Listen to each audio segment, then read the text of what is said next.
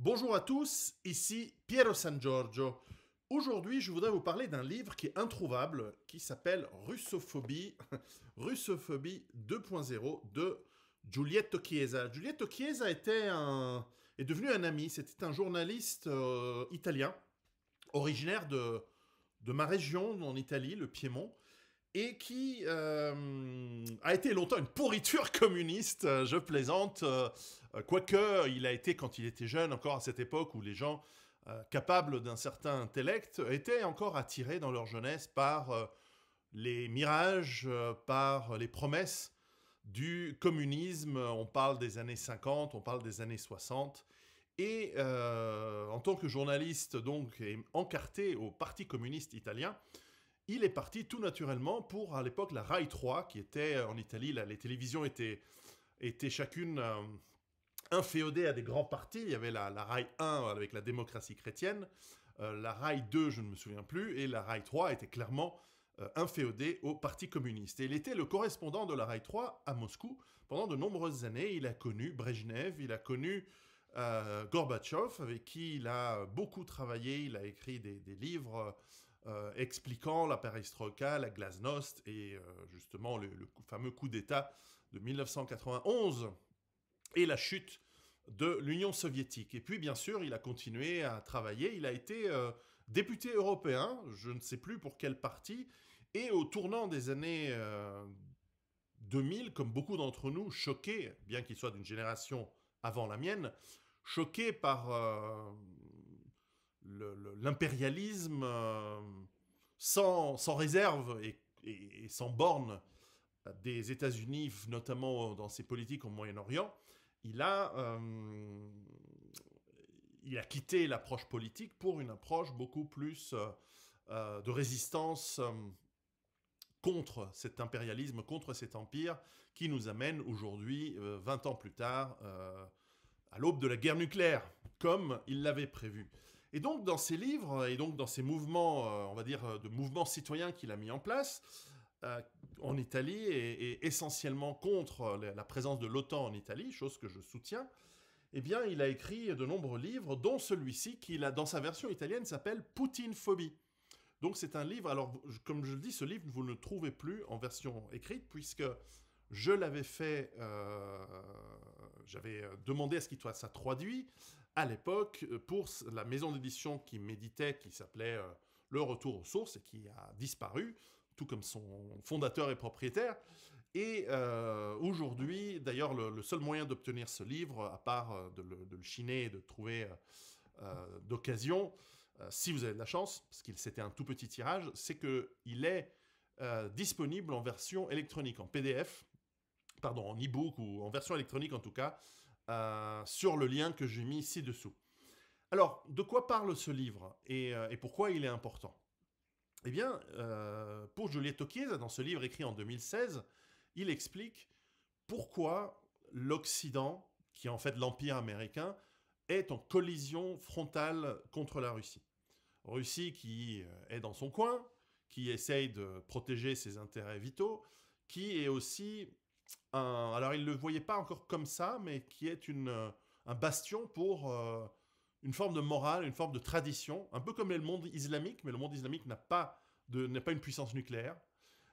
Et surtout, la Russie, elle a un côté raisonnable, elle a un côté, elle respecte les religions sont évidemment reconnues au sein de la Russie, mais il y a un côté rationnel, laïque, scientifique en Russie. C'est pas toujours le cas chez les mollahs, ni chez les imams sur Internet qui viennent d'Arabie Saoudite. Ok. Et donc Giulietto Chiesa, qui est devenu une sorte de mentor pour moi à cette époque-là, que je voyais régulièrement en Italie, notamment quand mon livre Survivre à l'effondrement économique est sorti en italien. Il m'a donné pas mal de conseils, il m'a introduit auprès de pas mal de journalistes. Et surtout dans son organisation Pandora TV, qui était une forme voilà, de site et qui existe toujours, et que je salue, un site de réinformation et de continuation d'un combat métapolitique pour un sens de la justice qu'on peut aimer ou pas, qu'on peut accepter dans son ensemble ou en partie uniquement, mais qui nous parle de cette nécessité d'arrêter cet empire fou, cet empire basé sur la dette, cet empire basé sur la prédation et la croissance, et qui est un empire maléfique, pas parce qu'il est américain, pas parce qu'il est tenu par tel ou tel lobby, ça dépend des jours de toute façon, mais c'est parce qu'il est basé sur une âme noire de prédation et qui ne s'arrêtera que quand il sera arrêté ou quand il n'y aura plus rien à consommer. Et c'est c'est un des problèmes qui viennent avec la surpuissance, c'est qu'elle est très difficile à s'autocontrôler. Et aujourd'hui, nous avons clairement, après la fin de l'Union soviétique, justement, il n'y a plus de contrepoids à cette grande puissance américaine jusqu'à, justement, les années 2010, où il y a une réémergence de la Russie en termes de puissance politique et puissance militaire, qui est de plus en plus associée, et on le voit aujourd'hui à quel point les visions de Juliette Tokiesa dans son livre étaient justes, associée avec la Chine, donc la République populaire de Chine, qui est l'usine du monde, mais qui bientôt ne livrera peut-être plus à ses ennemis, eh bien cette Chine est le partenaire naturel pour la Russie, puisque la Chine a besoin de technologie et d'armement russe, ainsi que de matières premières et de ressources énergétiques russes. Et la Russie a besoin de produits de consommation que la Chine sait produire. Et aussi de débouchés commerciaux à travers le monde, pour tout le monde. Mais parce qu'il faut bien se rendre compte que 80% du monde aujourd'hui n'est pas hostile ni à la Chine, ni à la Russie, mais est complètement, au contraire, extrêmement hostile à l'Empire américain et ses laquais que sont les Européens, pour des raisons historiques, bien sûr, mais aussi pour des raisons factuelles. Nous, ces gens maléfiques ont pillé, ont exploité et ont continué de le faire tant qu'ils le pouvaient. Et encore aujourd'hui, quand je dis 80% du monde, il y a une partie de ce 80% qui est encore avec des relations diplomatiques, économiques et commerciales avec l'Occident, parce qu'il est un petit peu contraint et parce que, pour l'instant, il ne peut pas faire encore autrement, mais s'il ne dépendait qu'au peuple de ces pays-là, mais ils envoieraient balancer le système américain et occidental d'un grand coup de pied. Je ne suis pas un critique, bien au contraire, du modèle américain ni du modèle européen. Au contraire, c'est mes peuples. Mais ces peuples ont été pris en otage. Ils ont été pris, d'une part, par une logique économique folle, mais aussi qui n'a rien à voir avec le capitalisme, qui est plus une sorte d'oligarchie de connivence et de malfaisance et d'escroquerie, de fraude constante, et qui n'a rien à voir avec le capitalisme, qui n'a rien à voir avec le libéralisme, qui n'a rien à voir même avec l'économie de marché. Et donc, en fait, cet immense pieuvre qui est devenu l'Occident, cet empire américain, nous amène à la ruine et à la destruction. Donc, dans ce livre, vous verrez que déjà en 2016, Juliette Tokiesa nous explique pourquoi l'Occident se braque contre la Russie en particulier et en premier, avant même la Chine. La Chine est logiquement le concurrent numéro 1 des États-Unis. Pourquoi il se focalise tellement sur la Russie? Bien sûr, il y a les ressources, bien sûr, il y a ce bastion d'une certaine morale qu'il faut absolument détruire, car sans morale, il ne reste plus que la consommation, et quand il ne reste plus que la consommation, eh bien, on peut nous manipuler, on peut nous faire ce que l'on veut par nos désirs, par notre tube digestif et notre tube digestif et notre sexe. On peut en fait travailler par le marketing sur nos plus bas instincts et faire de nous des êtres malléables, interchangeables et bientôt remplaçables. Remplaçables d'abord, pour certains métiers, on va dire, par des gens qu'on fait venir d'ailleurs, et puis plus tard par des machines ou des intelligences artificielles, parce que dès que l'humain ne compte plus, on va enlever tous les esclaves. Et donc, c'est vous et moi, ça. Enfin, surtout vous. Bref, c'est très intéressant de lire ce livre. Donc, il nous explique pourquoi il y a une telle hostilité face à la Russie qui se traduit, et c'est pour ça qu'on a préféré traduire ce livre russophobie plutôt que dans le titre original Poutine-phobie. Cette hostilité, elle se traduit sur le personnage de Poutine.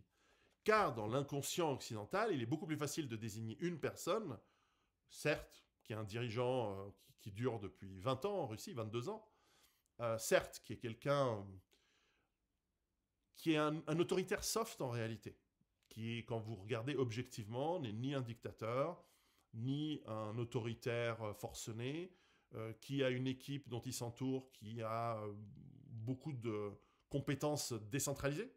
Ce n'est pas lui qui prend toutes les décisions, loin de là.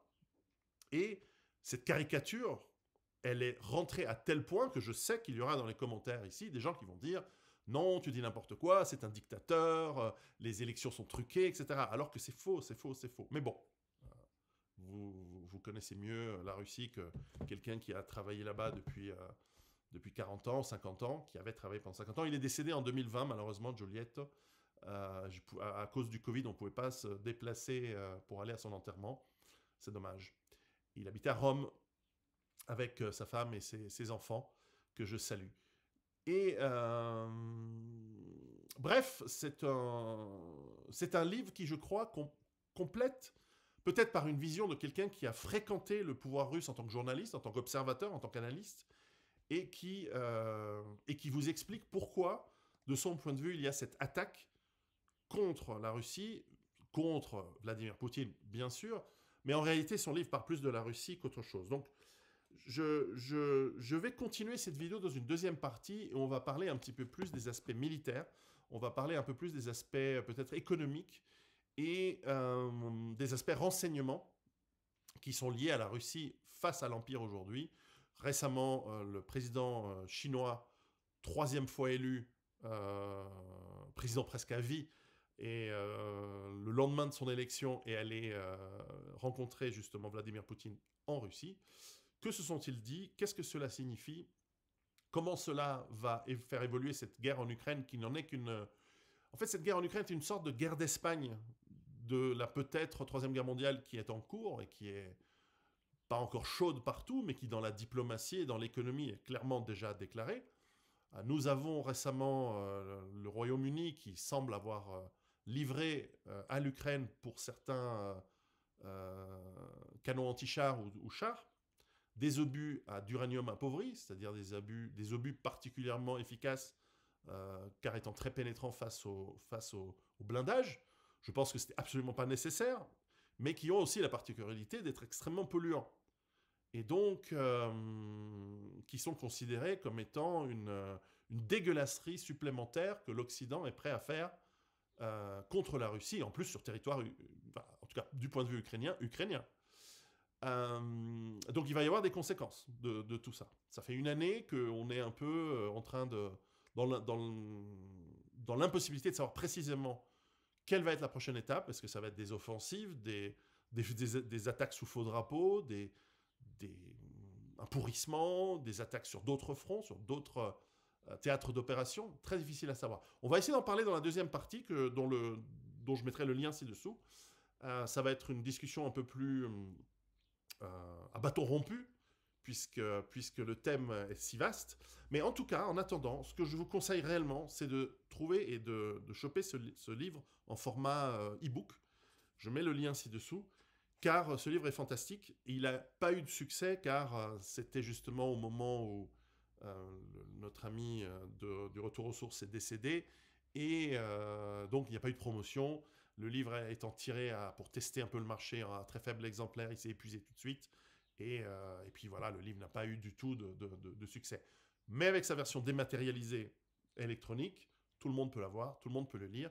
Et si vous êtes passionné de la Russie et de ce conflit énorme, conflit qui va déterminer le destin de ce siècle, mais aussi peut-être le destin de nos âmes, et celle de nos enfants, eh bien, je pense que ce livre fait partie du construit intellectuel qu'il faut avoir, du bagage, des armes intellectuelles pour pouvoir argumenter correctement face au rouleau compresseur de la propagande actuelle, qui est bien mauvaise d'ailleurs. Elle a beaucoup décliné par rapport à celle qu'on a connue en 2002-2003, avant l'attaque contre l'Irak.